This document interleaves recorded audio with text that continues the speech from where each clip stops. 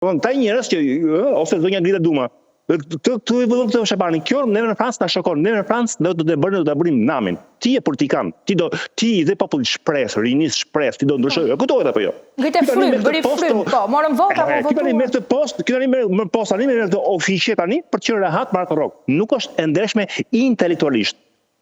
Vetë zoti Shabani, zëllet e vetë, sa kemi sot për balë zoti Shabani, them, ha më ti që më shishe mua tangëllik, ndryshoj Shqipërinë ti. Ku je sot? Pse le debatin? Pse e braktise debatin, elektoratin, vokacionin?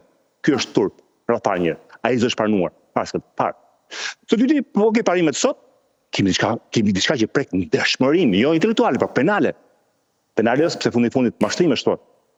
Të shkosh deri atë një debat ku të thënë 3-4 deputet, i thënë Saliane që ti neve na kërkove të vetonin për të. Po. E ti, ai vetë thoshte jo, gënjeni. Zoti Alon, nuk e di,